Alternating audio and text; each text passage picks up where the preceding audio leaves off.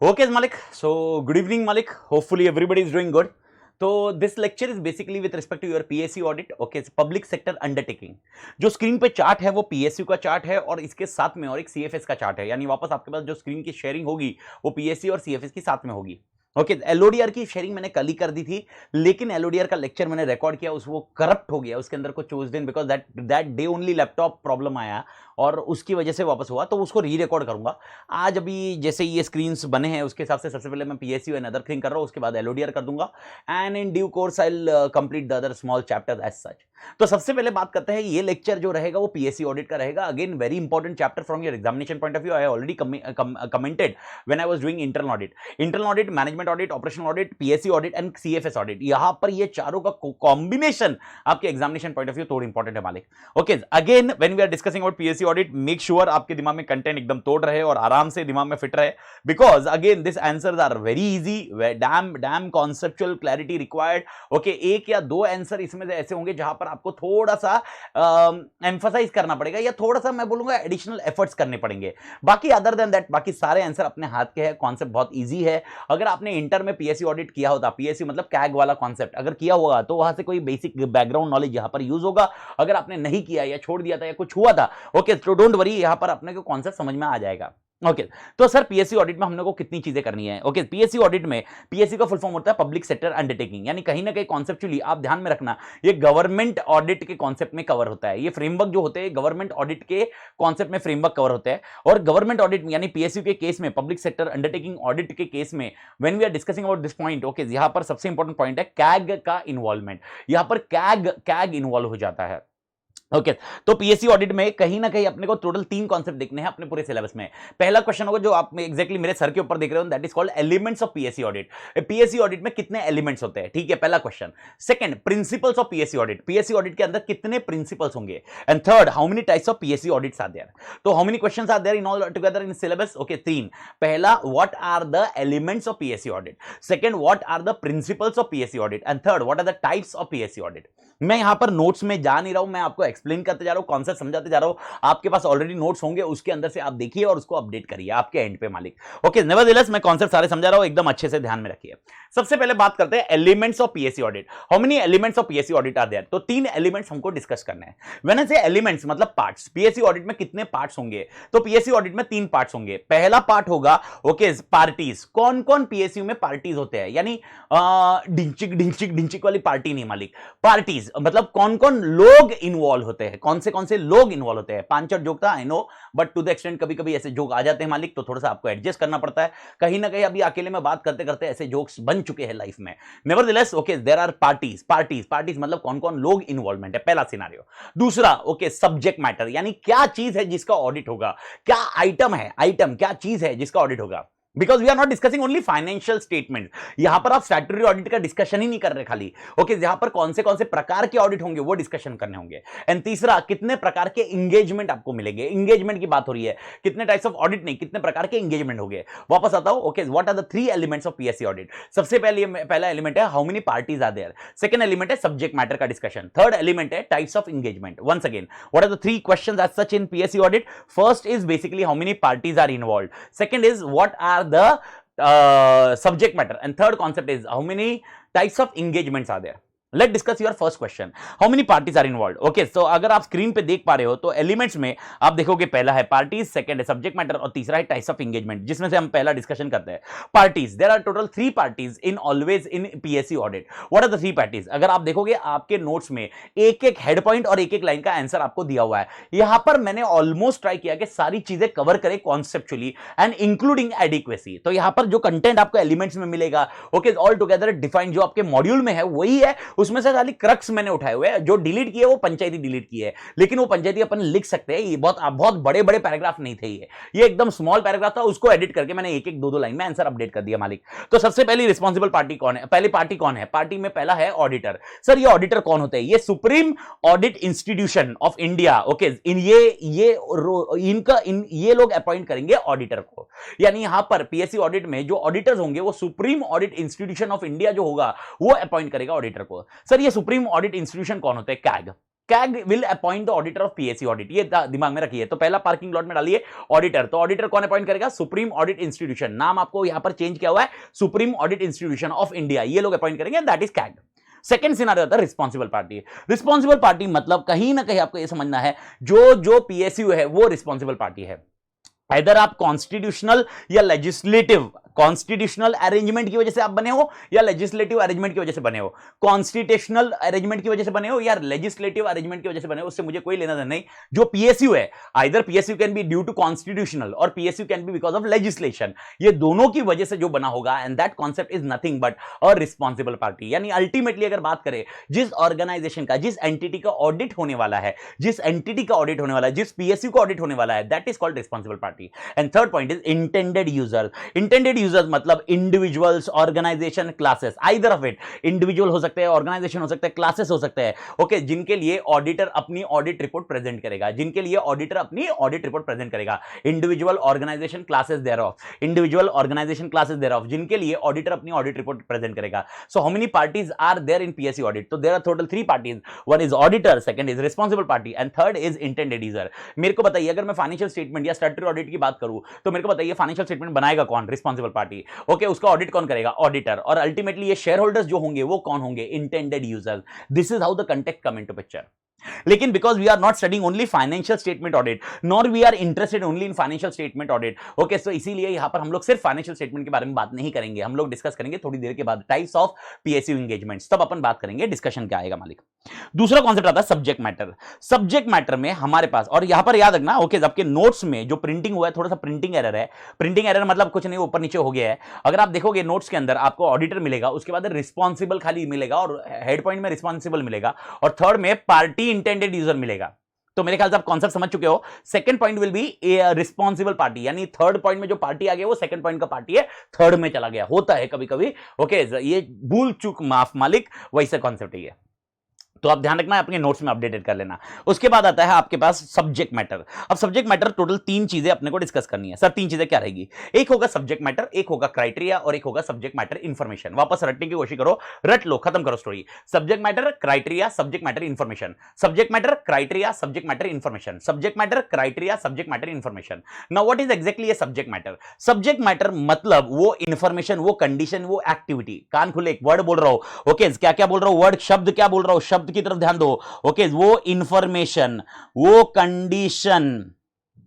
Condition या वो activity, okay, वापस आते हैं, इंफॉर्मेशन, कंडीशन, एक्टिविटी जो मेजर किया जाएगा, इंफॉर्मेशन, कंडीशन, एक्टिविटी जो मेजर किया जाएगा, जो मेजर किया जाएगा अगेंस्ट क्राइटेरिया, ओके, कोई भी इंफॉर्मेशन, कोई भी कंडीशन, कोई भी एक्टिविटी, वो हम क्राइटेरिया के अगेंस्ट जो मेजर करेंगे उसको हम लोग बोलेंगे सब्जेक्ट मैटर। क्राइटेरिया मतलब एकदम सिंपल सा कॉन्सेप्ट है, ओके, बेंचमार्क जिसके अगेंस्ट इवैल्यूएशन होगा, बेंचमार्क जिसके अगेंस्ट इवैल्यूएशन होगा। अब इसको मैं छोटा सा फाइनेंशियल स्टेटमेंट ऑडिट के हिसाब से समझा सकता हूं, जो एकदम आसानी से समझ में आ जाता। मालिक समझना शुरू हो, फाइनेंशियल स्टेटमेंट में point to be noted, financial statement में आपके लेजर्स होते हैं, आपके ट्रायल बैलेंस होते हैं, आपके एडजस्टमेंट होते हैं, ओके, ये सब कुछ हुआ सब्जेक्ट मैटर। अब जब पीएनएल बैलेंस शीट बनाओगे तो आपको एएफआरएफ फॉलो करना पड़ेगा। AFRF is nothing but a criteria, AFRF is nothing but a criteria. Are you getting the point? Okay, subject matter यानी आपका एग्जांपल कस्टमर है, जो लेजर बना है, जो ट्रायल बैलेंस बना है, ये सब्जेक्ट मैटर है, सब्जेक्ट मैटर। इनको हम क्राइटेरिया के अगेंस्ट कंपेयर करेंगे और उसके बाद हमारा पीएनएल बैलेंस शीट बनेगा, and that is called subject matter information. What is the subject matter information? Subject matter information मतलब subject matter compared against criteria, subject matter compared against criteria, और उसके बाद जो जनरेट होती है वो है सब्जेक्ट मैटर इंफॉर्मेशन। ये 3 चीजें आपने ध्यान में रखनी है। इन शॉर्ट, सबसे पहले मेरे पास होगा सब्जेक्ट मैटर, फिर होगा क्राइटेरिया, और क्राइटेरिया को कंपेयर करके मैं बनाऊंगा information, that is called subject matter information. तो आप समझना शुरू हो, एग्जांपल, मेरे पास परचेस है, सेल्स है, ओके, मेरे पास इन्वेंट्री है। अब इन्वेंट्री का लिफो होना चाहिए, फीफो होना चाहिए, पॉइंट समझना शुरू हो। Inventory is nothing but subject matter. LIFO होना चाहिए, फीफो होना चाहिए, मैंने लिफो किया, फीफो किया, व्हाटएवर इट मे बी, वो सब्जेक्ट मैटर है, ओके। अकाउंटिंग स्टैंडर्ड क्या बोल रहा है, वो क्राइटेरिया है, और उसके हिसाब से जनरेट करके मैंने आपको एक कुछ दिया है, हाँ भाई यार इन्वेंट्री लिफो के हिसाब से बना के दिया है, that is nothing but subject matter information.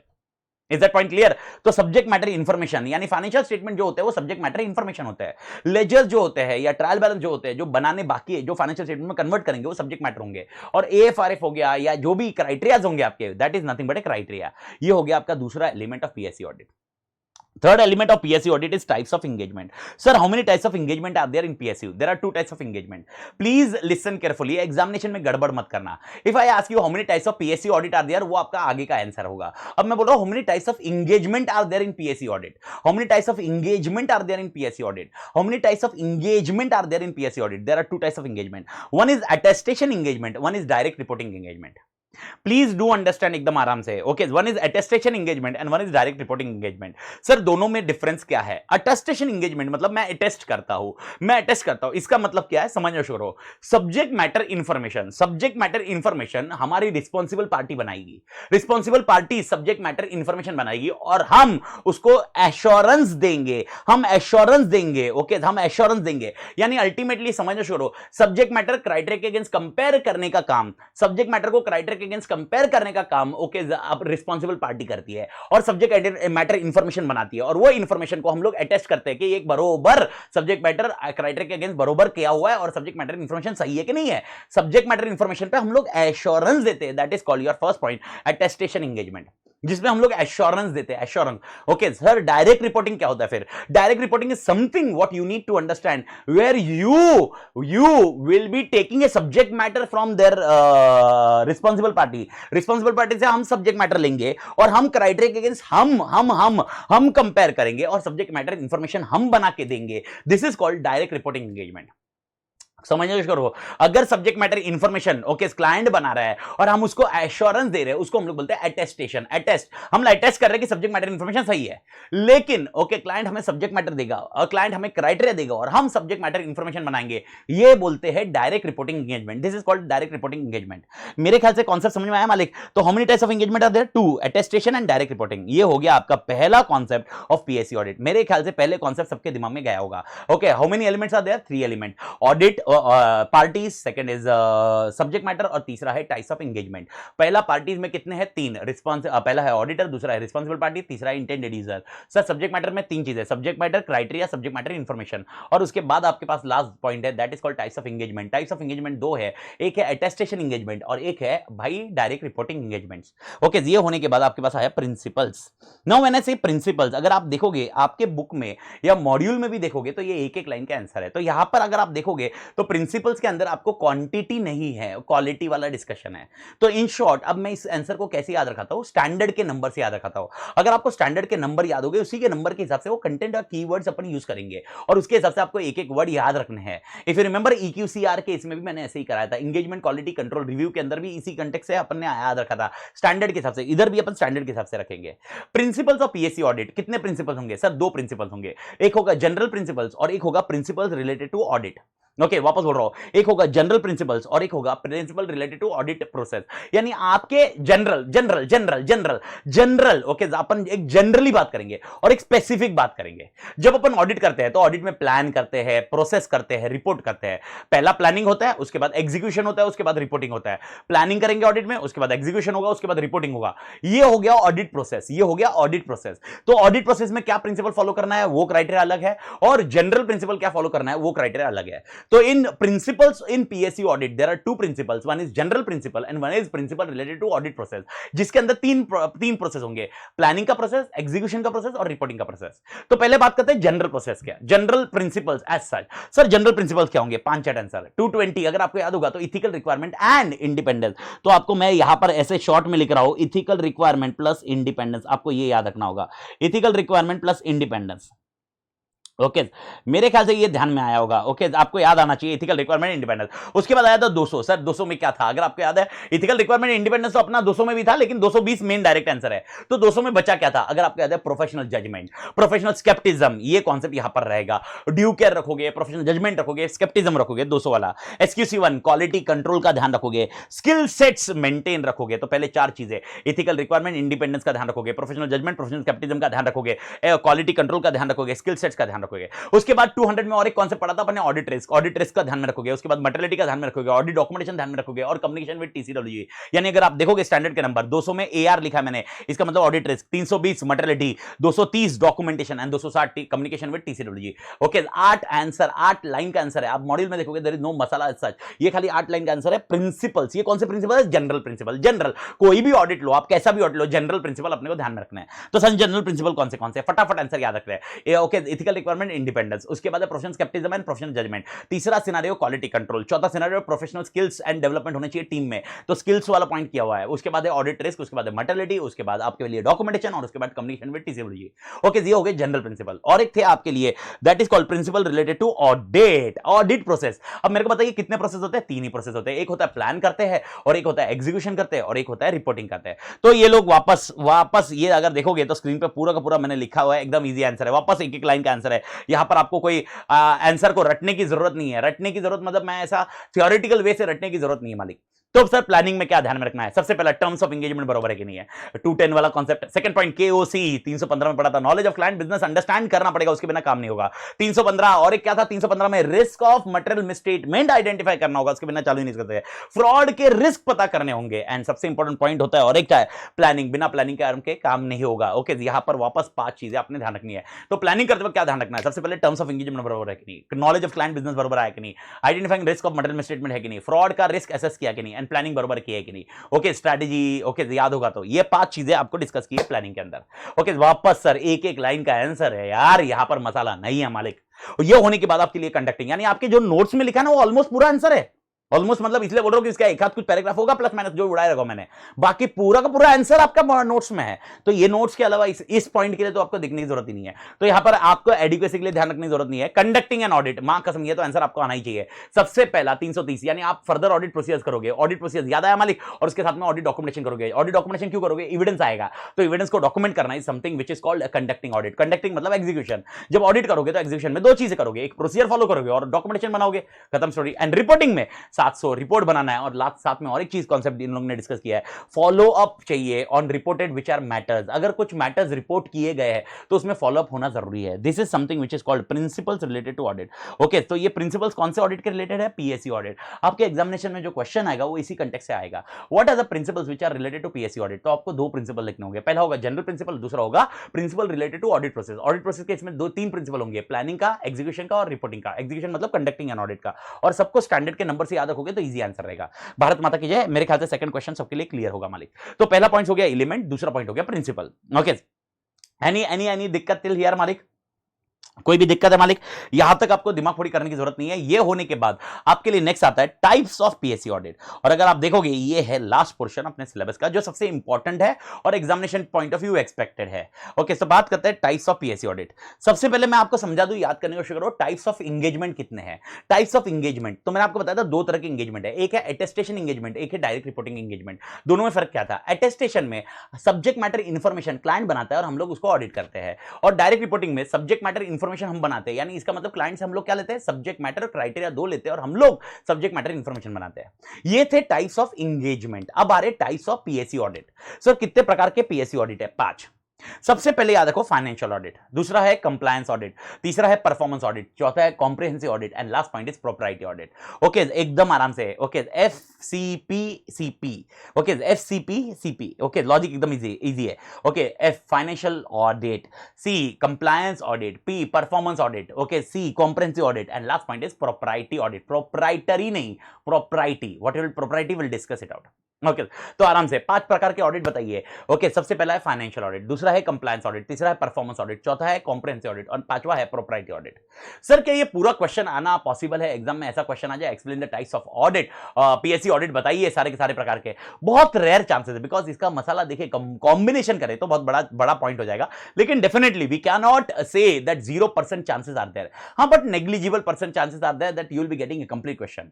But can we get a separate question on individual point? Answer answer is yes. एक तो एमसीक्यू में आपको आ सकता है, एमसीक्यू में आपको एक अलग से क्वेश्चन आ सकता है जो आपको ध्यान रखना होगा। तो एमसीक्यू में आपको एक अलग से मुलाकात हो सकती है क्वेश्चन की, या ओके इसमें से अपने दो मेन क्वेश्चन है, एक है परफॉर्मेंस ऑडिट, एक है प्रॉपर्टी ऑडिट। ये दो पे अपनी औकात में क्वेश्चन आ सकता है। जब मैं बोल रहा हूं अपनी औकात में, इसका मतलब आपने ध्यान रखना है ये रिटेल एक्सपेक्टेड है, या तो परफॉर्मेंस ऑडिट नहीं तो प्रॉपर्टी ऑडिट। बाकी एज सच बाकी जो तीन है, फाइनेंशियल ऑडिट, कंप्लायंस ऑडिट या कॉम्प्रिहेंसिव ऑडिट, ये एमसीक्यू में ज्यादा एक्सपेक्टेड हो सकता है रेदर देन थियोरेटिकल क्वेश्चन। हाँ, जो येलो किया हुआ है मैंने वो थियोरेटिकल क्वेश्चन के लिए एक्सपेक्टेड हो सकता है, आपने ध्यान रखना है मालिक।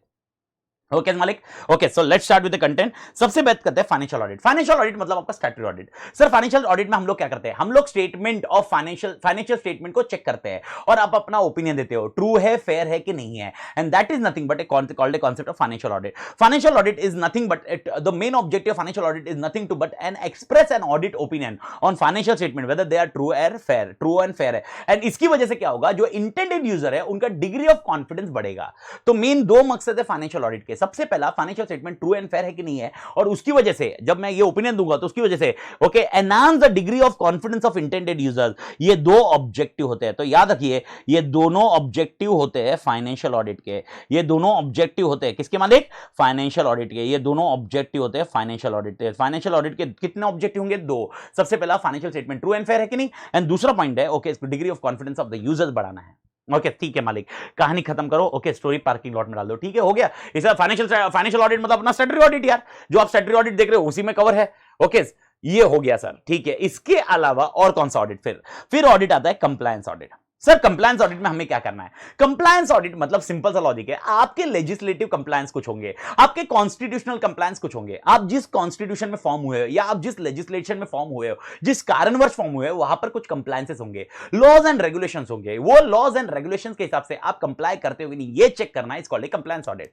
कंप्लायंस ऑडिट में point to be noted, very important point, हमको सब्जेक्ट मैटर मिलता है, हमको क्राइटेरिया ढूंढना पड़ता है, और हम सब्जेक्ट मैटर और क्राइटेरिया को कंपेयर करके सब्जेक्ट मैटर इंफॉर्मेशन देंगे। यानी हम लोग ये बताएंगे कि इनके जो कंप्लायंसेस ये जो कर रहे हैं और जो एक्चुअल रिक्वायरमेंट है ये दोनों बराबर है कि नहीं है, and that is what exactly focusing on your first point, and इसी को आपने ध्यान में रखना है। मैं इसको ब्लू कलर कर रहा हूं ताकि कंफ्यूजन ना हो, लेकिन ये सबसे इंपॉर्टेंट पॉइंट है कि यहां पर कंप्लायंस ऑडिट में हम लोग क्या करते हैं, subject matter whether it complies with criteria और नॉट। इन शॉर्ट अगर आप अटेस्टमेंट एंगेजमेंट समझोगे, how many types of engagement were there, दो, अटेस्टेशन एंड और एक क्या था, हाँ कौन सा था, डायरेक्ट रिपोर्टिंग। तो अटेस्टेशन मतलब कौन सा हो गया, ये पहला वाला, financial audit is nothing but attestation, financial audit is nothing but attestation, financial audit is nothing but attestation. मेरे ख्याल से मालिक क्लियर है, मेरे ख्याल से मालिक क्लियर है। Financial audit is nothing but attestation, और उसके बाद कंप्लायंस ऑडिट। यहां पर अटेस्टेशन नहीं होगा, डायरेक्ट रिपोर्टिंग होगा, क्योंकि यहां पर सब्जेक्ट मैटर को कंपेयर किया जा रहा है क्राइटेरिया से, वो कौन कर रहा है, ऑडिटर कर रहा है। और यहां पर मेनली एक तीन पॉइंट यहां पर इंपॉर्टेंट है, सर ये कंप्लायंस ऑडिट कैसे कैरी किया जाता है, यानी कब किया जाता है। तो यहां पर इन लोग ने तीन पार्ट में डिवाइड किया है। ये लोग पहले बोलते हैं कि ये कॉम्बिनेशन के साथ में भी जा सकता है और अकेला भी आ सकता है, यानी इन शॉर्ट ओके स्कैग ऐसा बोल सकता है मेरे को कंप्लायंस ऑडिट करना है, सिर्फ कंप्लायंस ऑडिट करना है, ठीक है मालिक हो सकता है। दूसरा क्या बोलता है, जो फाइनेंशियल ऑडिटर है उसी को बोलता है कि तू भी कंप्लायंस ऑडिट चेक कर साथ में, इट में हैपन नॉट एन इशू। तो फाइनेंशियल ऑडिट के कॉम्बिनेशन में भी जा सकता है। और तीसरा पॉइंट है परफॉर्मेंस ऑडिट के कॉम्बिनेशन में जा सकता है, यानी point to be noted, compliance audit तीन टाइम पे ऑर्डर किया जा सकता है या तीन वेज में ऑर्डर किया जा सकता है। पहला, जब फाइनेंशियल स्टेटमेंट का ऑडिट जा रहा होगा। सर फाइनेंशियल स्टेटमेंट का ऑडिट में कंप्लायंस अपन चेक नहीं करते क्या, compliance with laws and regulation. Please understand, हम लोग compliance with laws and regulation at a nutshell दिखते हैं, टैक्स के कंप्लायंसेस, ये सारे कंप्लायंसेस। अभी पॉइंट समझना शुरू हो, यहां पर कंप्लायंस हम लोग क्या चेक करेंगे, जो एक्सपेंडिचर इनकर किया है। एग्जांपल ओके भाई यार, इन लोग, मैं इनको बोला कि भाई यार example 10 crore has been expended on certain vaccine, अभी जैसे कोविड की वजह से वैक्सीन में एक्सपेंड किया है, ठीक है okay. As a financial audit में मैं क्या चेक करूंगा, एज ए फाइनेंशियल ऑडिट में, ठीक है तुमने वैक्सीन पे 10 करोड़ खर्च किया है, ओके मेरे को बताओ 10 करोड़ का हिसाब बताओ। तो 10 करोड़ का हिसाब बताया जाएगा, बैंक का ऑडिट से एक्सपेंड हुआ है, सामने वाले से कोटेशन मंगाया है, सामने वाले को पेमेंट किया गया है, ठीक है मेरे को ये मिल गया है फाइनेंशियल ऑडिट में। कंप्लायंस ऑडिट में ये 10 करोड़ के लिए क्या आपके पास अथॉरिटी थी 10 करोड़ की, क्या कॉन्स्टिट्यूशनल राइट्स में या लेजिस्लेटिव राइट्स में आपके पास ये पावर दिए गए थे, ये पावर है कि नहीं, या ये कॉन्स्टिट्यूशनल राइट्स है कि नहीं, ये चेक करना is called compliance audit.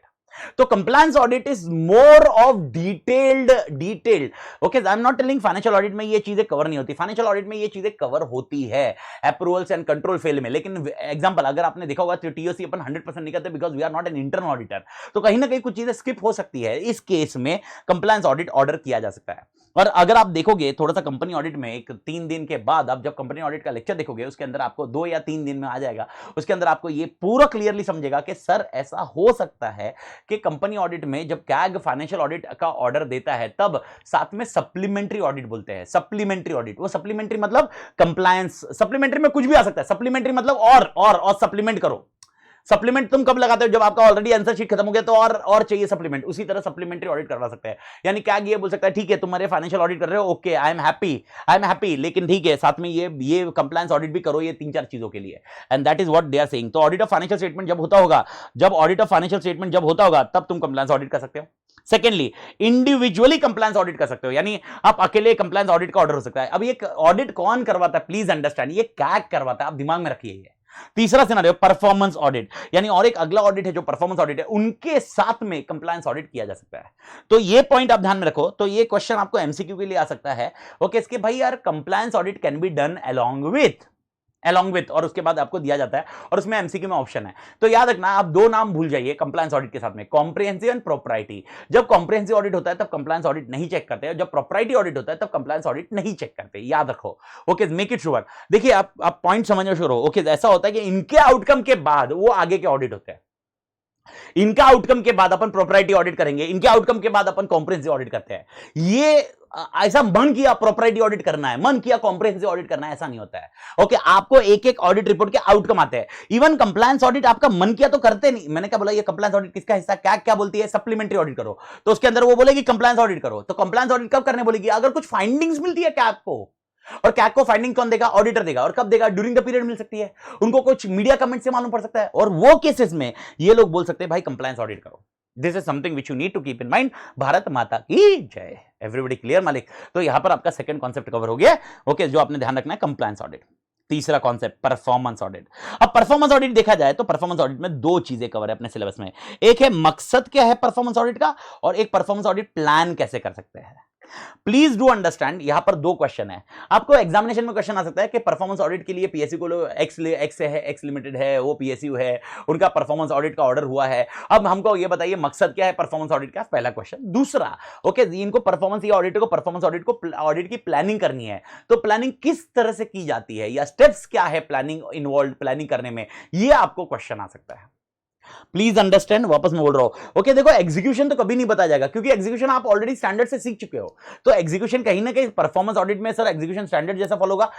Structure, I am not telling statutory audit, देखो standard is applicable for statutory audit, लेकिन स्ट्रक्चर तो रेडी हो गया ना। ऑडिट करता क्या है? ऑडिट टीओसी एनएसपी यही तो करना है, ठीक है। वो स्ट्रक्चर स्टैट्यूटरी ऑडिट में वैसे ही होगा कि पहले ये करूंगा ना फिर ये करूंगा, यहां पर कुछ अलग होगा, लेकिन आपको ऑडिट होगा। प्लानिंग कुछ अलग तरह से होगी इस केस में, वो बताया गया है। तो पहले बात करते हैं परफॉर्मेंस ऑडिट के ऑब्जेक्टिव पे। How many objectives are there of performance audit? तो देयर आर 3 ऑब्जेक्टिव्स, एकदम क्लियर कट। ओके, पहला इफेक्टिवनेस, दूसरा एफिशिएंसी एंड तीसरा economy. Okay, effectiveness, efficiency, economy. Effectiveness, efficiency, economy. Sir ये है क्या? मतलब क्या है? मतलब समझा नहीं। देखिए, परफॉर्मेंस ऑडिट मतलब क्या, परफॉर्मेंस ऑडिट मतलब क्या, या परफॉर्मेंस ऑडिट किसका किया जाता है ये समझिए।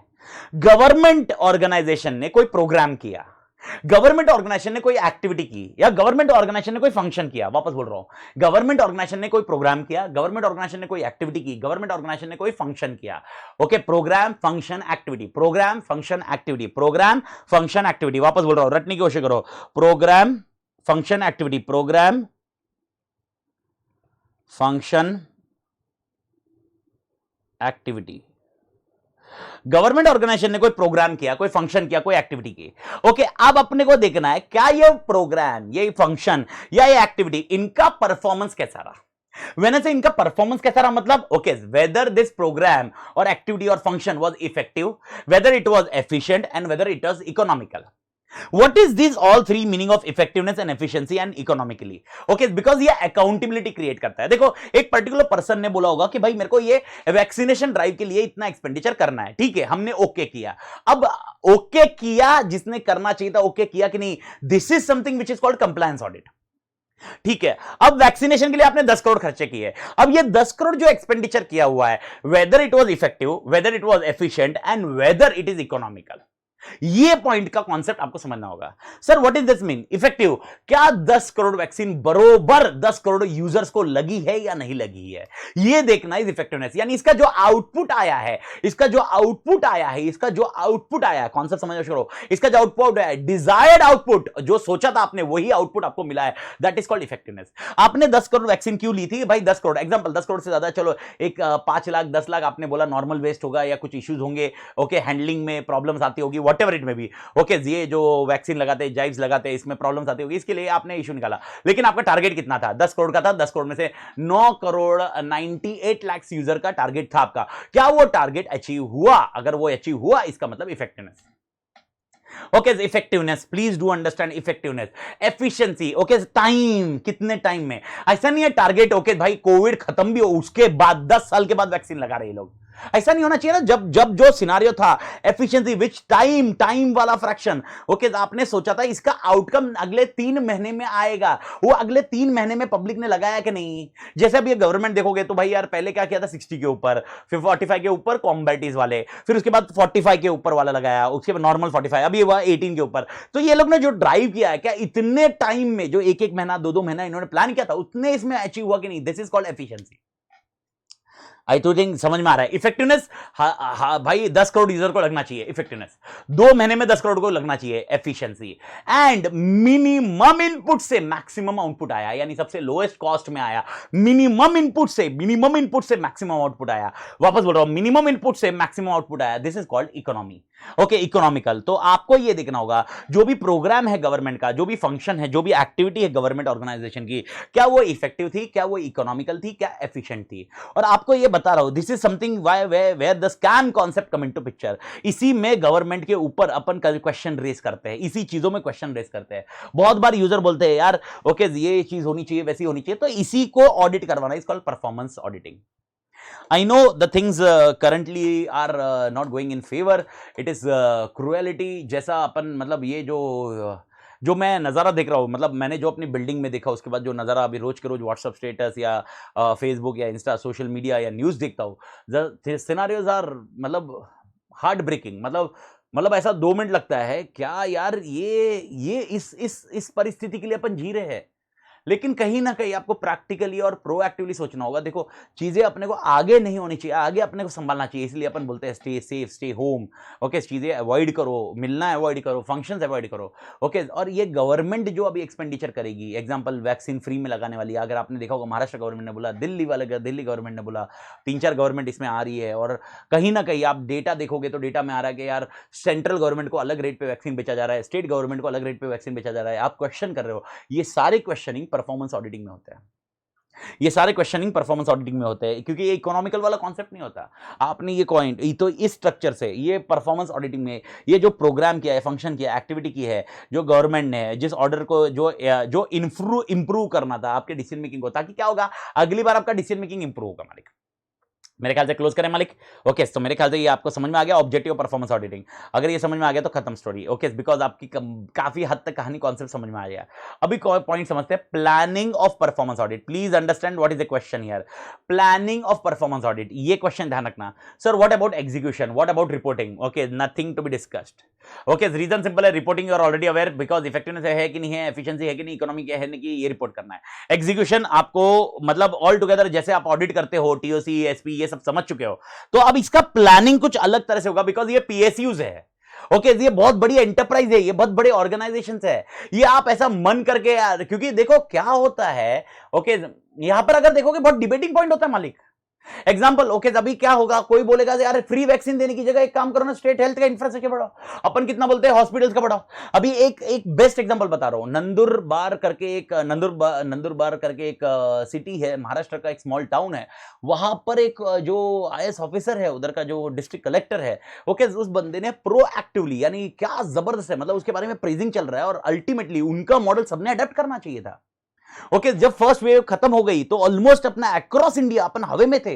अपन को लगा इंडिया का कुछ नहीं उखाड़ सकता, क्योंकि रीजन सिंपल है, हम लोग को ऐसा लगा हमारी इम्यूनिटी तोड़ है, हम लोग भाई बिना फेस मास्क बिना सब चीज, हम लोग को लगा अभी कोई सेकंड वेव का कॉन्सेप्ट ही नहीं चला गया, बिकॉज सेकंड वेव हमने इटली एंड अदर थिंग्स में देखा था, और तब अपन लोग सोच रहे थे आएगा आएगा, लेकिन नहीं आया। ओके इस टाइम पे सब लोग ने जो कोविड फैसिलिटी थी, महाराष्ट्र बोलो, दिल्ली बोलो, मध्य प्रदेश बोलो, सारे जनों ने कोविड फैसिलिटी जो बनाई थी, कोविड सेंटर जो बनाए थे, सब कुछ उठा लिए, सब बंद कर दिए। ओके सब निकाल दिया, अभी बोले अभी जरूरत नहीं है, उसके ऊपर एक्सपेंडिचर क्यों इन करके, ये डिस्कशन कर रहे थे अपन लोग। नंदुरबार वाला जो आईएएस ऑफिसर है, I forgot his name, I will definitely discuss because this is worth appreciating. Okay he plan, he understood ये, because he was a doctor also, he is an IAS doctor के category वाला बंदा। Okay उसने पहले ही analyse किया कि भाई ये होगा, उसने कोविड सेंटर जो ऑल टुगेदर सबने निकाल दिए थे, इनने निकाले नहीं, उसको मेंटेन किए, मेंटेन करके वहां पर ऑक्सीजन प्लांट जो कोविड सेंटर है उसके अंदर, क्योंकि उसको टाइम मिल गया सेटअप करने का, टाइम मिल गया, ये अंडरस्टूड भाई सेकंड वेव कभी भी आ सकती है, तो हमारे इधर एंड आज के डेट में मैं आपको बता रहा हूं, वहां पे जो कोविड केसेस पीक में हुए थे उसको बहुत कंट्रोल में आ चुके हैं, ऑक्सीजन डेथ रेट सबसे कम है, और लॉजिकली ऑक्सीजन की अवेलेबिलिटी सारी चीजें है, और वहां पर अभी दूसरे एरिया से लोग मरीज वहां पर जाके ठीक हो रहे हैं।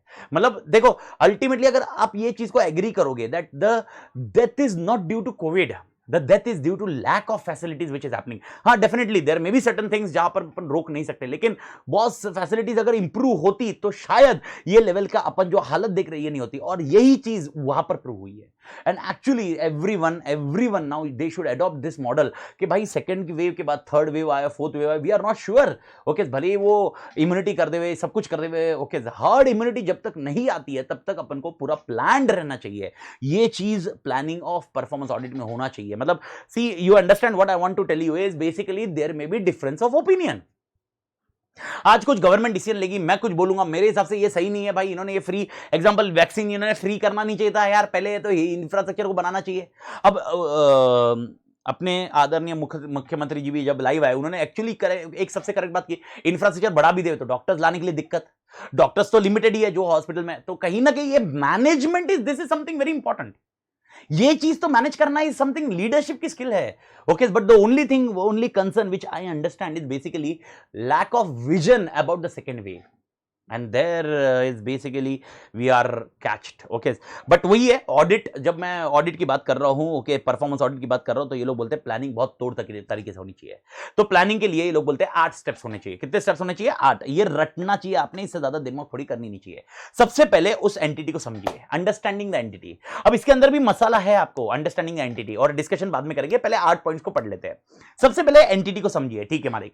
Second objective and scope of audit समझिए, ठीक है मालिक। तीसरा ऑडिट क्राइटेरिया समझिए, क्राइटेरिया किसके अगेंस्ट कंपेयर करोगे वो क्राइटेरिया समझो, पहले उस एंटिटी के बारे में समझो, ठीक है। ऑब्जेक्टिव स्कोप समझो, फिर किसके कंपेयर करना है किसके साथ वो देखो, फिर आपका ऑडिट अप्रोच देखो, क्योंकि जिसके साथ कंपेयर करना तो सब्जेक्ट मैटर मिलेगा, किस अप्रोच से कंपेयर किया जाएगा वो पता करो। प्लानिंग कर रहे हैं अपन, ऑडिट नहीं कर रहे, it's a planning. Audit approach decide करो, this is something which is called deciding.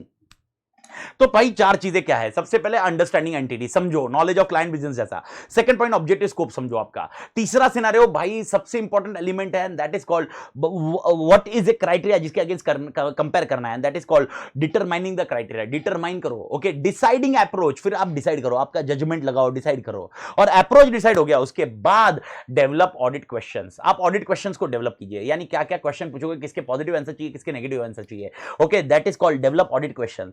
Okay comprehensive manner में होना चाहिए, हायरार्की ऑफ क्वेश्चन डिसाइडेड होनी चाहिए, यानी किस तरह से जाओगे आप, तो ऑडिट क्वेश्चन पूछिए। ऑडिट क्वेश्चन के साथ में क्या आपको एक्सपर्टाइज जरूरत लगेगी, यानी आपको समझना जरूरी है क्या कहीं पर एक्सपर्ट का ओपिनियन लगेगा। ओके क्या आपके पास ऑलरेडी स्किल सेट्स है या एक्सपर्ट जरूरत होगी, ये आप पता करिए। छठा पॉइंट, यानी ऑडिट क्वेश्चन ड्राफ्ट कीजिए, उसके बाद स्किल टीम, अपनी टीम्स की स्किल देखिए, और उसके बाद ऑडिट डिजाइन मैट्रिक्स बनाइए। ऑडिट डिजाइन मैट्रिक्स मतलब एक डिजाइन बनाइए, एक मैट्रिक्स बनाइए जिसमें आप सब चीज जो ऊपर से आपने 6 पॉइंट में लिए हुए वो सारी चीजें एक दूसरे के इसमें फिट करोगे और एक मैट्रिक्स बनेगा।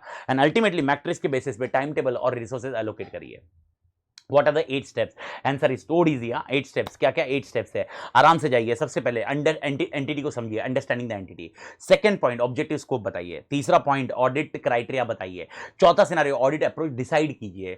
पांचवा आप पता करिए कौन से क्वेश्चंस पूछोगे। छठा आप पता करिए आपके पास एक्सपर्टाइज है या बाहर की एक्सपर्टाइज लगेगी। उसके बाद एक मैट्रिक्स बनाइए जिसके अंदर आपने जो 6 पॉइंट लिए थे वो मैट्रिक्स में फिट कर दीजिए, और जैसे ही मैट्रिक्स में फिट कर दिया उसके बाद आप पता करिए कौन से एरिया में आपको रिसोर्सेज कब कब देने, टाइम टेबल बनाएंगे, यानी रिसोर्सेज एलोकेट किए, यानी एक्सपीरियंस पर्सन ये एरिया में जाएगा, ओके, लीस्ट एक्सपीरियंस वाला ये एरिया देखेगा, आर्टिकल ये एरिया देखेगा, ओके, जो स्टाफ है ये एरिया देखेगा, और ये कब कब देखना चाहिए, ये मंथली देखेगा, ये क्वार्टरली देखेगा, and that is your last concept, that allocating time table and resources. I do think you are getting the concept. वापस बोल रहा हूं, am I doing audit here? Answer is no, we are not doing audit, we are only planning the audit. तो planning करते वक्त audit करने के लिए कौन जाएगा, कितने महीने में होना चाहिए, ये मैं बहुत बार समझाता था. मालिक मालूम है क्या? ओके, मंथली होना चाहिए, क्वार्टरली होना चाहिए, कब जाएंगे हम लोग, क्या चीज कब देखेंगे, कौन सा. अभी एग्जांपल अगर बैलेंस शीट पूरी देखे तो उसमें बहुत सारे आइटम्स है, उसमें कब कब चीजें चेक की जाएगी, ये सब चीजें देखनी पड़ती है मालिक. तो वापस आते हैं सबसे पहले. Okay, what are the 8 steps in planning the performance audit. तो 8 स्टेप्स एकदम क्लियर है. पहला पॉइंट अंडरस्टैंडिंग द एंटिटी, दूसरा पॉइंट ऑब्जेक्टिव एंड स्कोप, तीसरा क्राइटेरिया, चौथा अप्रोच, पांचवा आपके लिए ऑडिट क्वेश्चन को डेवलप करिए, छठा पॉइंट आपका टीम स्किल्स देखिए, नहीं तो एक्सपर्ट लीजिए.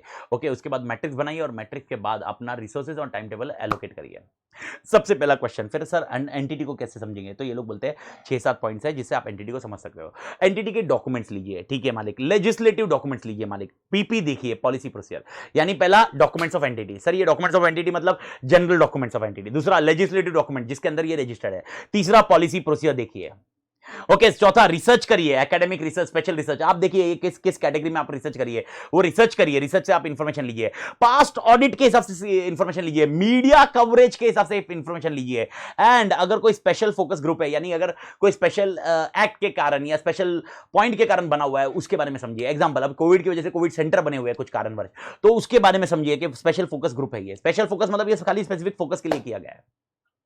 वापस बोल रहा हूं सर, ये क्या पॉइंट है, ये अगर आप देखोगे टोटल 7 एक पॉइंट है, ये 7 पॉइंट क्या है, इससे अपन समझेंगे एंटिटी पीएसयू के बारे में समझेंगे. तो what are the 7 point as such. Document of entity देखिए, लेजिस्लेटिव डॉक्यूमेंट देखिए, तीसरा सिनेरियो पॉलिसी प्रोसीजर देखिए, उसके बाद एकेडमिक एंड स्पेशल रिसर्च से आपने इंफॉर्मेशन जमा करिए, पास्ट ऑडिट से कुछ देखिए, मीडिया कवरेज से देखिए, स्पेशल फोकस ग्रुप है कि नहीं वो देखिए. Next point objective and scope. मेरे ख्याल से तो इसमें समझाने की जरूरत ही नहीं है. ओके, क्वालिटी ऑडिट, इसमें क्या दिखना है, effectiveness, efficiency and economy. Objective आपका यही है. ऑडिट क्राइटेरिया, यानी एग्जांपल आपको किसके अगेंस्ट कंपेयर करना है ये पता करिए, डिटरमाइन करिए. ऑडिट क्राइटेरिया डिटरमाइन है, डिटरमाइन, ये शब्द को ध्यान रखना, ये डिटरमाइन रहेगा, डिटरमाइन करिए, बिकॉज इसके बिना आगे जाना बेवकूफी होगी यार. क्राइटेरिया नहीं पता तो क्या करोगे आप? तो क्राइटेरिया क्या क्या हो सकता है? प्रोसीजर मैनुअल, कुछ मैनुअल हो गए उनके अगेंस्ट कंपेयर करना है. पॉलिसी प्रोसीजर उनके अगेंस्ट कंपेयर करना है. क्राइटेरिया ऑफ सेम एंटिटी, यानी सिमिलर एंटिटी कोई होगी, उनके क्राइटेरिया लेके अपन इसको यूज कर सकते हैं यहां पर.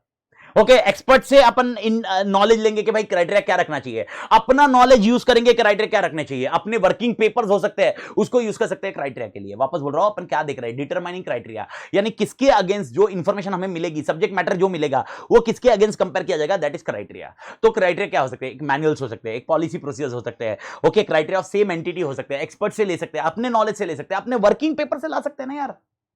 अपने वर्किंग पेपर के हिसाब से अपन को मालूम पड़ेगा ना यार क्राइटेरिया. ओके, तो ये आप ध्यान में रखिए. ओके, ये पॉइंट है. आपको इंफॉर्मेशन लेने के लिए कॉन्सेप्ट डिफाइन किया हुआ है मालिक. ओके, आपके रिसर्च पेपर हो सकते हैं, वर्किंग पेपर जब मैं बोल रहा हूं ना तो रिसर्च पेपर है, लिटरेचर पेपर है, आपके खुद के रिसर्च किए हुए पेपर है, उसके हिसाब से क्राइटेरिया सेट कीजिए, ऑडिट क्राइटेरिया डिटरमाइन कीजिए, और ऑडिट अप्रोच को डिसाइड कीजिए. ये डिसाइड होगा, डिसाइड ऑडिट अप्रोच. ओके, पहला डिसाइडिंग क्या है, पॉलिसी प्रोसीजर को एनालिसिस करेंगे, एनालिसिस पॉलिसी प्रोसीजर, ठीक है, एक ये तरीका हो सकता है कि पॉलिसी प्रोसीजर को एनालिसिस करें. दूसरा केस स्टडी बेस, यानी एक स्पेसिफिक जो केस होगा उसको ही एनालिसिस करना है, पूरे ऑर्गेनाइजेशन के पॉलिसी प्रोसीजर को नहीं देखना है. तीसरा यूजिंग एग्जिस्टिंग डेटा, जो एग्जिस्टिंग डेटा उसकी को कंपेयर करना है, फ्यूचर के बारे में नहीं देखना है, जितना अभी तक हुआ है उसका डेटा दे दो. चौथा सर्वे मतलब फीडबैक से लेंगे, क्वेश्चन जो अपन डिफाइन करने तो सर्विस के हिसाब से अपन देखेंगे. ऑडिट अप्रोच, मैं वापस बोल रहा हूं सर, ऑडिट अप्रोच क्या अपन कर रहे हैं, नहीं, क्या करने वाले हैं आगे जाके, ऑडिट अप्रोच क्या होगा हमारा. सबसे पहला अप्रोच वापस समझाता हूं. ऑडिट अप्रोच मतलब कैसा मालूम क्या? इन शॉर्ट, अपन जब ऑडिट में जाएंगे तो हमारा अप्रोच, ओके, यानी example analysis of policy procedure, okay, ये मेरा एक एक्सपर्टाइज बंदा करेगा. दूसरा केस स्टडी, यानी स्पेसिफिक केस को करना है, ये भी एक्सपर्ट करेगा. यूज ऑफ एग्जिस्टिंग डेटा, ये आर्टिकल कर सकता है, मेरा आर्टिकल क्लर्क जो है वो एग्जिस्टिंग डेटा के साथ छेड़खानी कर सकता है. सर्वे, ओके, आर्टिकल क्लर्क कर सकता है, जाके सर्वे करके आएगा. एनालिसिस ऑफ रिजल्ट्स, एक्सपर्ट लगेगा वापस. क्वांटिटेटिव एनालिसिस, यानी फाइनेंशियल स्टेटमेंट के फिगर्स को कंपेयर करेगा, जो भी प्रोग्राम एक्टिविटी जो भी होगी ना उसको कंपेयर किया जाएगा.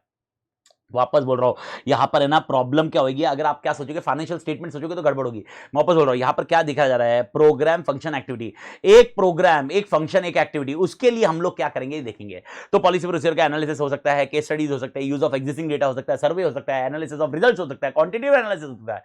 सर क्वांटिटेटिव एनालिसिस मतलब फिगर्स के साथ एनालिसिस, फिगर के बेस पे एनालिसिस करना। उसके बाद वाले पॉइंट पे तो आपको कुछ याद रखने की जरूरत नहीं है। ऑडिट क्वेश्चंस डेवलप करिए मालिक।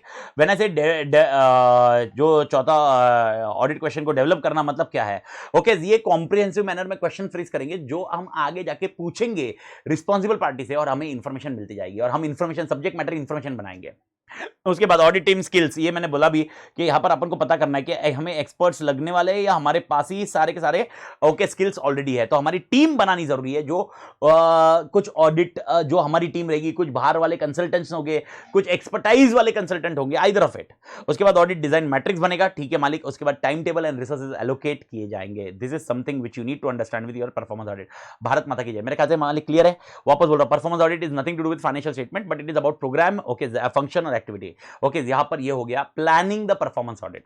तो एग्जामिनेशन में क्वेश्चन आपको आ सकता है प्लानिंग द परफॉर्मेंस ऑडिट। हो सकता है सर इसमें से क्या ये कुछ इंडिविजुअल आ सकते हैं, हो सकता है नहीं भी हो सकता है, व्हाटएवर इट में भी आपने पूरा का पूरा पॉइंट रटना चाहिए मालिक। ओके ये हो गया परफॉर्मेंस ऑडिट। उसके बाद आता है comprehensive audit. Sir comprehensive audit नाम बता रहा है, कॉम्प्रिहेंसिव डिटेल्ड है, स्पेसिफिक एरिया दिया जाएगा और वो एरिया के हिसाब से आपको ऑडिट करना होगा। वापस बता रहा हूं सर, ये मैंने पिछले एक आधे घंटे पहले 20-25 मिनट पहले भी बताया था। सर मेरे को बताइए ओके आगे कॉम्प्रिहेंसिव ऑडिट कब बोलोगे, ऐसा मन किया कॉम्प्रिहेंसिव ऑडिट करने नहीं बोलोगे, ओके कंप्लायंस ऑडिट करोगे, परफॉर्मेंस ऑडिट करोगे, और आपको समझ में आएगा कि यहां पर कुछ ना कुछ गड़बड़ है या एक आइटम में गड़बड़ है, तो वो एक आइटम के लिए आप कॉम्प्रिहेंसिव ऑडिट करवाओगे। कॉम्प्रिहेंसिव ऑडिट में वेरी फ्रॉम और एंटिटी टू एंटिटी। ओके एक एंटिटी में कॉम्प्रिहेंसिव ऑडिट का क्राइटेरिया कुछ अलग होगा और एक एंटिटी में कॉम्प्रिहेंसिव ऑडिट का क्राइटेरिया कुछ अलग होगा। तो आपको समझना होगा comprehensive audit is not same in all entities, it varies from entity to entity. Example of comprehensive audit, okay ये एग्जाम्पल दिए है तो इसको आप रीड मार के रट लीजिए। मसाला वसाला कुछ नहीं है, एक एक पॉइंटर आंसर है। इन्वेस्टमेंट डिसीजन चेक करना, प्रोजेक्ट देखना, एफिशिएंसी चेक करना, कैपेसिटी यूटिलाइजेशन बरोबर है कि नहीं देखना, परफॉर्मेंस चेक करना, इवेल्युएट करना, प्रोडक्टिविटी चेक करना, आइडल कैपेसिटी चेक करना, इंटरनल कंट्रोल सिस्टम चेक करना, बजट चेक करना, बजट बनाने के प्रोसीजर। इन शॉर्ट एक हाथ मतलब ये सारे के सारे करना इज नॉट ए कॉम्प्रिहेंसिव। इसका एक आइटम लेंगे उसके इसमें ऑडिट करेंगे सिर्फ। एग्जाम्पल, मुझे उस पीएससी का इंस्टॉल्ड कैपेसिटी का ऑडिट करना है, या मुझे उस पीएससी का अभी एग्जाम्पल अभी वैक्सीन का प्रॉब्लम है, मुझे वैक्सीन के ये गवर्नमेंट है और इनके वैक्सीन की यूनिट है, मुझे आइडल कैपेसिटी पता करनी है, या आइडल कैपेसिटी कितनी है उसके बारे में ऑडिट करवाना है, and that is called a comprehensive audit. मुझे ये करना है इनके प्रोडक्टिविटी कैसी है वैक्सीन के लिए, इनकी प्रोडक्टिविटी कैसी है ऑक्सीजन के लिए, ये चेक करना है। That is nothing but okay performance audit and comprehensive audit का क्राइटेरिया, दोनों के कॉम्बिनेशन।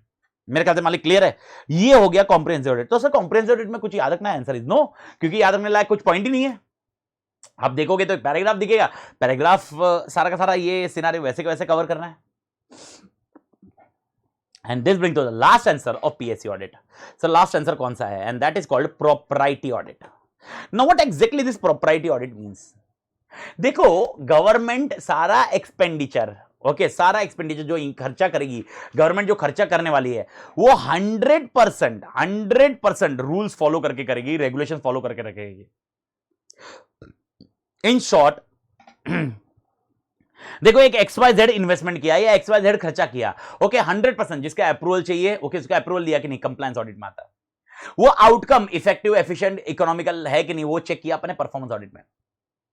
प्रोप्राइटी ऑडिट में आई चेक, ठीक है वो सब ध्यान में रख के खर्चा किया हुआ है, लेकिन ये खर्चा इम्प्रॉपर, अवॉइडेबल हो सकता था। We would have been avoided this expenditure, ये इम्प्रॉपर एक्सपेंडिचर है। पॉइंट टू बी नोटेड, ये पॉइंट ध्यान रखो, that is very we called a concept of propriety audit. एक छोटा सा एग्जांपल मैं बताता हूं, इसके लिए मैं हमेशा लेक्चर लेता हूं मेन फेस टू फेस, तब मैं समझाता हूं। अगर आप मेरे क्लासरूम में फेस टू फेस के क्लासरूम में देखोगे तो वहां पर स्टूडियो मास्टर का पूरा सेटअप किया हुआ है। स्टूडियो मास्टर मतलब अप्रोक्सीमेटली 2 लाख का पूरा सिस्टम सेटअप किया हुआ है। माइक का जो है सिस्टम वो 2 लाख का सिस्टम है पूरा, 2 लाख रुपीज अप्रोक्सीमेट कॉस्ट है उसकी। और अगर यही आहूजा का सेट करता हूं तो 10 से 12 हजार का सिस्टम सेटअप होगा। अभी प्लीज अंडरस्टैंड, अगर आप फाइनेंशियल ऑडिट में मेरे पास आते हैं और फाइनेंशियल ऑडिट में पूछते हैं अमित आते ये 2 लाख, एग्जांपल स्टूडियो मास्टर वाला है, ये मेरे को 2 लाख का खर्चा बताइए, ओके मैं आपको बता दूंगा। ये देखो बिल स्टूडियो मास्टर का, इनको पेमेंट किया बैंक से हिसाब से, और ये मेरे पास सिस्टम लगाया हुआ है, देख लीजिए बरोबर है, खर्चा बरोबर है। Now you will not ask me Amit Tated तुमने स्टूडियो मास्टर में 2 लाख इन्वेस्ट किए, उसकी जगह 10,000 में आहूजा आता था। ये क्वेश्चन नहीं कर सकते मालिक मुझे, लेकिन गवर्नमेंट में ये क्वेश्चन हो सकता है। This is called property audit. अगर ये गवर्नमेंट ऑर्गेनाइजेशन पीएससी ऑर्गेनाइजेशन होती और इस तरह से खर्चा किया जाता, ओके, आपके पास वैलिड ग्राउंड है प्रॉपर्टी ऑडिट में that you may ask this question, why this expenditure is done which is improper, which is avoidable. इतना एक्सपेंडिचर इस चीज पे कैसा है? मेरे ख्याल से आपको समझ में आ रहा होगा। बहुत बार आप ये बोलते हो, सर ये स्टैचू पे इतना खर्चा किया, इधर ये इस पे इतना खर्चा कर रहे हैं, इधर इतना खर्चा कर रहे हैं। सर ये हॉस्पिटल में करते हैं तो ये चीजें अलग होती, ठीक है, but this is something outside point. ये डिस्कशन पॉइंट रखो ही मत, यहां पर मैं वो डिस्कशन नहीं कर रहा हूं, not I am discussing, but इतना पॉइंट है कि अपन को सबको मिलकर आंसर करना है। लेकिन यही क्वेश्चन करना कि ये खर्चा अवॉइड हो सकता था और ये खर्चा किधर और लगता, is called property audit. This can be done by CAG. ये एक्सपेंडिचर इधर करने की जगह this need to be done, this can be avoidable, इसको ये करना था। तो इसके लिए ओके, वापस मैं बोल रहा हूं, प्लीज अंडरस्टैंड, एक चीज दिमाग में बिठा लीजिए मालिक, देखिए ये जजमेंटल पॉइंट है, बहुत बड़ा फैक्टर है। यहां पर आप देखोगे तो अलग अलग ओपिनियन आपको मिलेंगे। कोई बोलेगा सर ये एक्सपेंडिचर करना नहीं चाहिए था, हॉस्पिटल में डालना चाहिए था। कोई बोलेगा भाई यार ये एक्सपेंडिचर करने से टूरिस्ट अट्रैक्ट हो रहा है। कोई बोलेगा ये एक्सपेंडिचर करने से अपना पब्लिक इमेज बढ़ रहा है। ओके, कोई बोलेगा हॉस्पिटल्स करना चाहिए, हॉस्पिटल के साथ ऑक्सीजन प्लांट ये सब करना चाहिए था। 100% देखो, आप सिचुएशन वाइज चेंज हो रहे हो, आप प्लीज अंडरस्टैंड करो, आप सिचुएशन वाइज चेंज कर रहे हो। ये सब सिचुएशनल थिंग्स होती है, इसीलिए आपको समझना होगा जब भी प्रॉपर्टी ऑडिट होता है ये सिचुएशनल वाइज चेंज होता है। इसीलिए यहां पर प्रॉपर्टी ऑडिट करना, इसका मतलब ये नहीं कि अमित तातेड़ को भेज दो और प्रॉपर्टी ऑडिट कर लेंगे। अमित तातेड़ का जजमेंट और जिसने एक्सपेंडिचर किया उसका जजमेंट, दोनों में फर्क होगा। उसका विजन और अमित तातेड़ का विजन, दोनों में फर्क होगा। इसीलिए यहां पर ये ऑडिट में डिस्प्यूट्स बहुत होते हैं। बहुत बार आप देखोगे तो बहुत बार किया जाता है कि एडवर्टाइजमेंट में इतना खर्चा किया है, ये इसमें इतना खर्चा किया, ये इंप्रॉपर था, अवॉइडेबल था। एक जन का परसेप्शन है, दूसरे जन का ये है कि इसी खर्चे की वजह से वो नोन में आ रही है, वो नहीं करेगी तो वो कब का आउटडेटेड हो जाएगी, बाहर निकल जाएगी यार। ओके, ये पॉइंट आप समझिए। वो बोलते हैं ये खर्चा इसमें करना जी, दिस इज डिफरेंस। ये डेफिनेटली सिचुएशन डिमांड, आज के सिचुएशन के हिसाब से अपने को लगता है भाई यार ओके यार ये हॉस्पिटल्स बनाए होते हैं इन ऑक्सीजन प्लांट, ये पॉइंट है। This is what you need to understand, property audit differ from situation to situation. तो let understand okay, property audit में क्या प्रिंसिपल ध्यान में रखोगे। तो एज ए ऑडिटर आपने 4 प्रिंसिपल ध्यान में रखना चाहिए। पहला प्रिंसिपल ओके, जो एक्सपेंडिचर हुआ है वो प्राइमा फेसी मोर देन ओकेशन डिमांड नहीं हुआ है। मोर देन ओकेशन डिमांड यानी ओकेशन जितना बता रहे हैं, वो ओकेशन जितने, वो उस ओकेशन के लिए जितना खर्चा करना था उतना ही खर्चा किया है, उस ओकेशन से ज्यादा खर्चा नहीं किया है। यानी अगर आदमी अपना पैसा खर्च करता, वो जिस वे से खर्च कर रहा है उसी वे से उसने गवर्नमेंट का पैसा खर्च किया। That is your first point. ये पहला प्रिंसिपल देखिए। तो पहला principle okay, the amount is expenditure has been done which is not more than occasion demand. Second, जिसने ये खर्चा किया है वो खुद के एडवांटेज के लिए नहीं किया है। ओके, जो भी सैंक्शनिंग अथॉरिटी है वो डायरेक्टली या इनडायरेक्टली खुद के एडवांटेज के लिए वो खर्चा नहीं कर रही है। यानी point to be noted okay, तीसरे पॉइंट में वो क्लियर हो जाएगा that expenditure is not done for a particular person और a group of person. Okay, logic simple है, जो सैंक्शनिंग अथॉरिटी है उसने एंश्योर करना चाहिए पब्लिक एट ए लार्ज उनके लिए काम आना चाहिए, वो पर्टिकुलर ग्रुप या पर्टिकुलर पर्सन के लिए काम नहीं आना चाहिए। तो second point okay, most important, own advantage के लिए काम नहीं होना चाहिए डायरेक्टली या इनडायरेक्टली। और तीसरा, एक पर्टिकुलर पर्सन या ग्रुप के लिए नहीं होना चाहिए। एंड चौथा, जिसको ये एग्रीड रेम्युनरेशन या रिवॉर्ड दिया जा रहा है, ओके, जो अथॉरिटी इसको फाइनल कर रही है उनको एग्रीड रेम्युनरेशन या रिवॉर्ड से ज्यादा पैसा नहीं मिलना चाहिए, अदर रेवेन्यूज नहीं मिलने चाहिए। एग्जांपल ओके, अगर मेरे को कोई बोल रहा है अगर आप ये 3,000 करोड़ का प्रोजेक्ट अप्रूव कर दोगे ओके, आपको 10% मैं दे दूंगा। अब मेरे को क्या हो रहा है, मेरे को एग्रीड रेम्युनरेशन से ज्यादा मिल रहा है, या मैं सामने वाले को बोलता हूं कि भाई तेरे को एग्रीड 3,000 मतलब उससे ज्यादा रहेगा, ये एग्रीड रेम्युनरेशन जो मिलना चाहिए उतना ही आपको मिलना चाहिए, उससे ज्यादा नहीं मिलना चाहिए। ओके, जो भी अथॉरिटी होगी, बिकॉज ये मिसयूज होगा मालिक। This is something which you need to understand. तो आपको ये देखना होगा, यानी जिस अथॉरिटी ने इसको अप्रूव किया उसको एडिशनल पैसे कहां से मिले क्या। अगर ये मिले इसका मतलब वो प्रॉपर्टी ऑडिट नहीं है, उसने कहीं ना कहीं झोल मारा है। This is something, this are the called principles of property audit. तो what are the 4 principles of property audit. The amount expenditure is done not more than occasion demand, it is not done for own advantage, who is the authority is approving is not done for own advantage, it is not done for the particular person और particular group of person, and it is the person who is agreed remuneration जो भी किया होगा okay, वो directly जो भी employ होंगे, management person होंगे, उनसे ज्यादा एग्रीड रेम्युनरेशन ज्यादा उनको पैसा नहीं मिलना चाहिए। भारत माता की जय। This is something which is your PSC audit, and I do think PSC audit का कॉन्सेप्ट सबके दिमाग में क्लियर होगा। भारत माता की जय। एवरीबॉडी क्लियर मालिक? Take care. ओके, जिसके बाद मैं CFS रिकॉर्ड करूंगा और उसके बाद LODR करूंगा। ओके, देखता हूँ मैं कैसे कैसे अपलोड करूंगा, बट लेकिन now this is all together 8:30 हो गई है। ओके, तो मैं दिन में थोड़ा सा प्लस माइनस चल ही रहा है, बिकॉज कोई ना कोई फ़ोन वोन चालू ही रह रहा है ऑक्सीजन के लिए, ये पॉइंट है। तो इट्स टेकिंग दैट टाइम, और मेंटली जब तक वो सेटिस्फाइड नहीं होता तब तक अपन वो काम नहीं करते। तो ये पॉइंट है। तो जैसे भी ये काम कर रहा हूँ मैं, ओके, साथ साथ में रिकॉर्ड अपलोड करते जाऊँगा मालिक। तो इसके बाद मैं वैसे भी CFS करने वाला, CFS करता हूँ अपडेट मालिक।